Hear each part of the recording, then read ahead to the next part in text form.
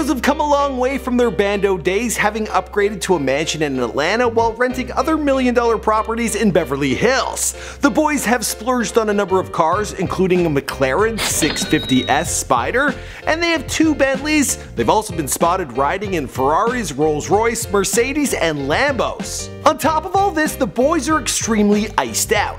Each of them rock their own signature chains. Quavo's got a depiction of himself detailed in diamonds, of him wearing chains and a chef hat while holding the Disney mouse Ratatouille, and this thing cost him $250,000. They ain't just buying things for themselves though. Offset gifted mom a BMW, but that's not all. What was like the first thing you bought when you got out and had some money? My mama house. Mama, we made it. Mama. After finding local success around Atlanta, the boys took a $4,000 investment in recording equipment and quickly turned that into a $1 million payday. This was from the release of their album YRN and the track Versace. They went from requesting $15,000 for a performance to demanding as much as $200,000 in stacks, all in a matter of a few short years. Together, the Migos' net worth is estimated to be $9 million at the time of this recording, according to CelebrityNetWorth.com. But this number is climbing and fast. I'm gonna walk you through their financial come up, where this money is coming from, and how these boys are spending it here for you on The Rich Life. What's going on? My name is Michael McCrudden, and I want to know from you guys, which of the 3 Migos is your favorite? I'll let you know who I pick at the end of this video and my reasons why. But yeah, now let me know who's next on The Rich Life in the comments down below. Here we go. If I share with you my story, would you share your dollar with me? The 3 boys, Quavo, Takeoff, and Offset, spent much of their childhood together growing up in Lawrenceville, Gwinnett County, an area 30 miles northeast of Atlanta. Offset and Takeoff's fathers both left when they were little. Quavo's dad died when he was 4, and it was Quavo's mother, a hairdresser, who wound up with all 3 of them in a small house that they affectionately refer to now as Dat Way.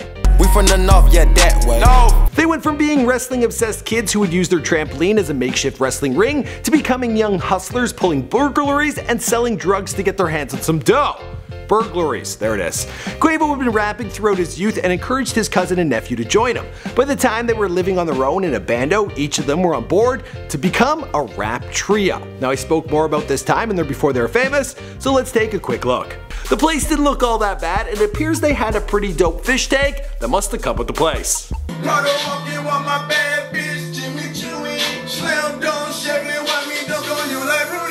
It was here they sharpened their skills as rappers, and their living conditions birthed inspiration for their breakout hit Bando, which first got them noticed by local DJs at strip clubs and nightclubs. The boys pressed forward, releasing mixtape Jung Season in 2011, No Label in 2012, and by then, the money had already started rolling in.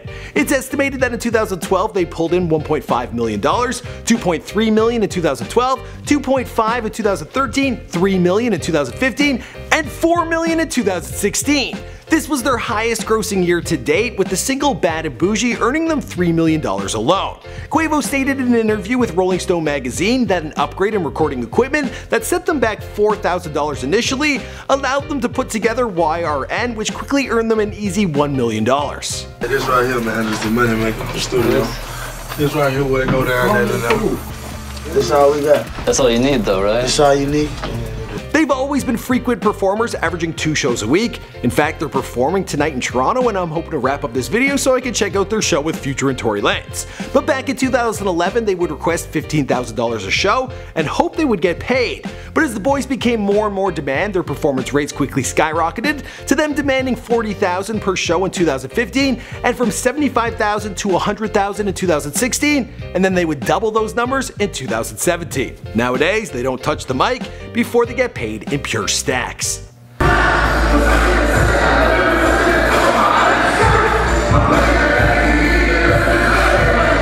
Migos music since 2013 has been released through Quality Control, who's in charge of promotional and distribution of their music. The boys have managed to stay independent so they don't have to give up an extra cut of revenue after the standard management, attorney, and booking agent costs.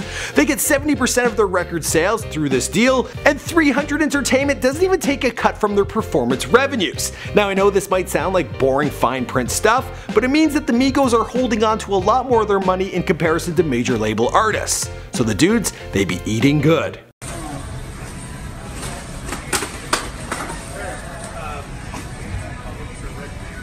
before buying everything.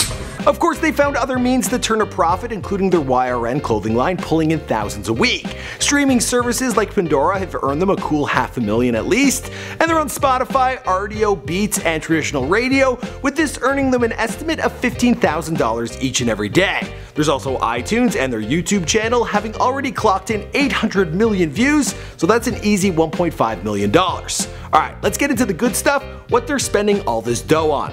In 2013, following the success of Versace, they were able to move straight out the Bando into a $2.3 million mansion. This mansion is in the Atlanta suburbs of Stockbridge, and they live in a gated community.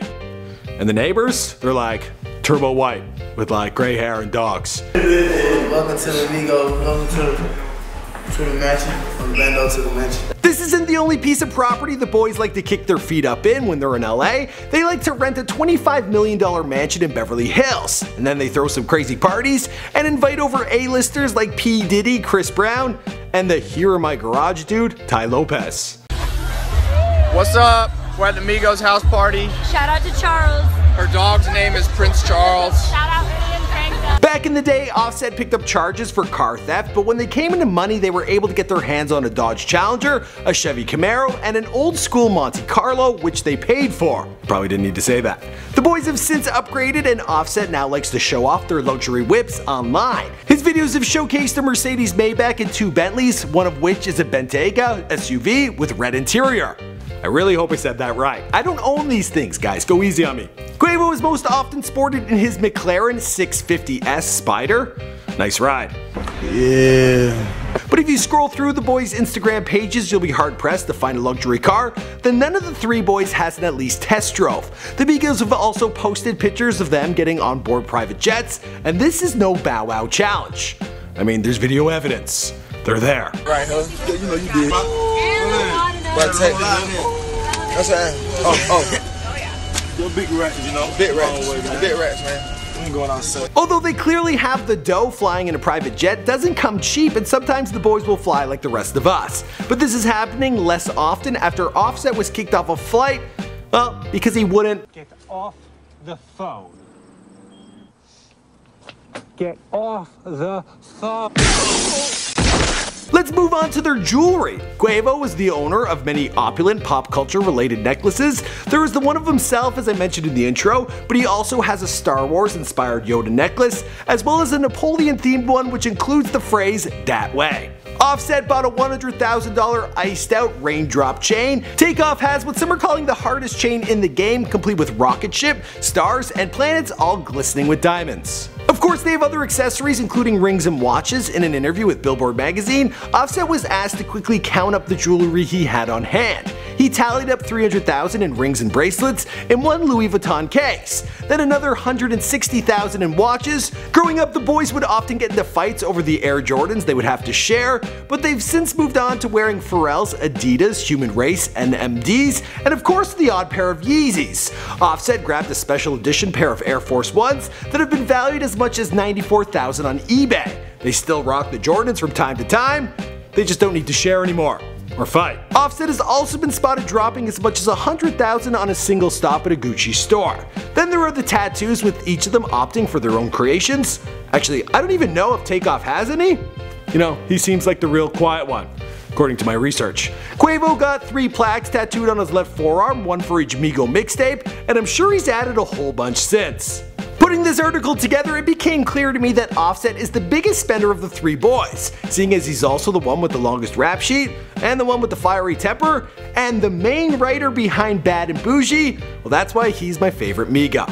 As for the rest of the story, guys, well, that's it, because this is The Rich Life. My name is Michael McCrudden. Be sure to let us know who you want us to document next. You guys requested this video, and I'm thinking Oprah or Donald Trump for the next one. But you guys gotta let me know who down below. So I'll see you guys in another video.